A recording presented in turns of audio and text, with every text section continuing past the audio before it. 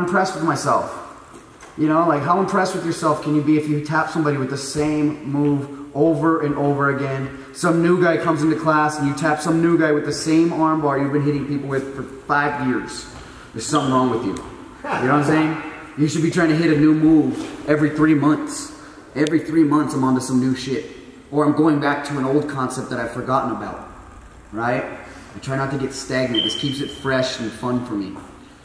Do you guys have any questions you'd like to ask me, like outside of technique or like, you know, philosophy or anything like diet like that? Yes. How much of your times do you spend training actual escapes compared to submissions? I do a lot of escapes, yeah. Yeah, I do a lot of escapes. I think when you first start jiu-jitsu, you get so caught up with the idea of escapes, you forget the idea of prevention. Do you know what that means?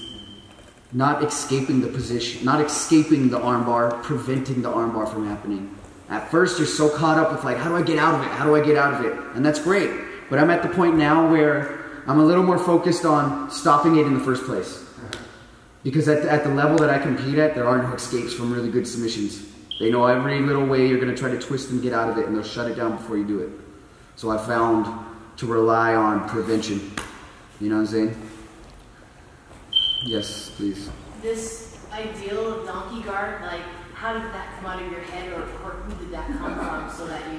My lack of fear of the back, of people having my back. I'm not afraid of that. I have yet to determine in my own mind when you pull your donkey guard from start point, you know when you do this? I know, yep. Is that a guard pull, or is that an attack? You tell me. I don't know. I tell you. I don't know. My jiu-jitsu is so experimentative, if that's even a word. You know what I'm saying? Like, people are like, oh, he's an expert at that. It's like, no, I'm not. I'm not an expert at it. I'm just the only person experimenting with it. So you think I'm an expert at it, right? It's just something I'm messing with. And because nobody else does it, you're like, yo, you're the shit. Nobody does that better than you. It's like, that might be true. Nobody does it better than me because nobody else does it. I'll bet you some kid in freaking, and as a matter of fact, there was some kid in Abu Dhabi who was working on it every day and developed like a whole series of moves off it. And I was like, that kid's the best in the world at donkey guard, not me. I may have introduced him to it and I'll take the credit for that.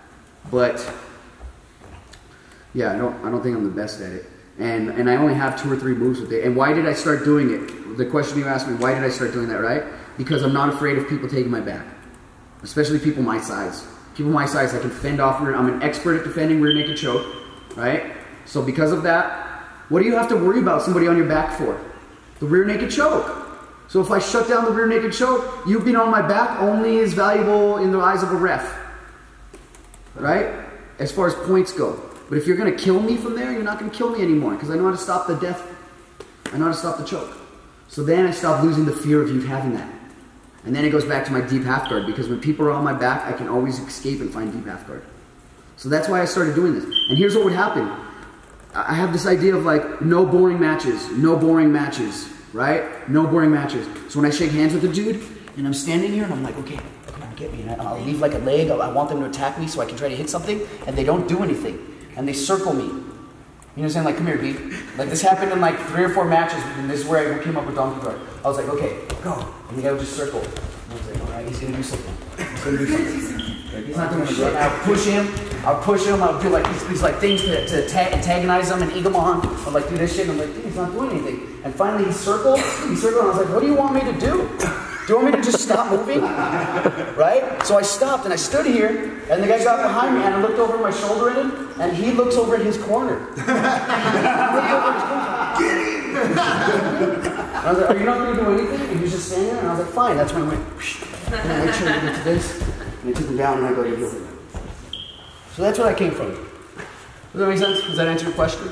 Right? It was like, do something to me, do something to me. You're just going to circle me? Do you think I'm ignorant enough to just stop circling and let you go behind me? Okay, fine, I'll be that ignorant. Yeah. And then he gets behind me and I'm like, what? Yeah, I can take advantage of that? Barry Yoshida did. I did this with Barrett. Stand up. He got behind me and the motherfucker lunged on my back like a monkey. And I went, oh shit. And I had to respond and then I was able to like fish out something cool from that. So. You do it facing him too and he came in like this direction. I mean, yeah, I mean, what's cool is you guys got to see me experiment on the highest stage in front of thousands of people. You know what I'm saying? That wasn't like rehearsed moves that I've done, which I guess makes it unique and special, you know?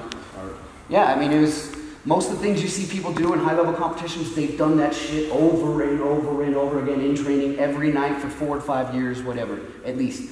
With that donkey guard shit, that was the first time I'd ever done that. And y'all saw it live. And I was high.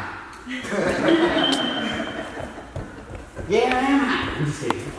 Hold it. Don't listen to me. Don't worry, don't listen to me. I was high on life. Any other questions?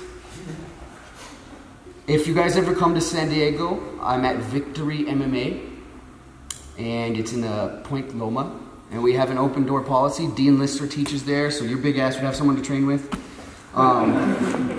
For the rest of you normal sized people, I teach classes 4 days a week there. Dean teaches 4 days a week, so between Dean and I, you can come in and get some classes. There's like a small mat fee. I think it's like whatever, 20 bucks for a day, and a day has 7 to 8 classes. You know what I'm saying? So come down anytime you're in San Diego, contact me on the internet, the interwebs, and I'll link you up at my school. And yeah. So thank you guys, short notice for coming out. I hope I was able to help you. I know it's a lot of information. I threw all this stuff out.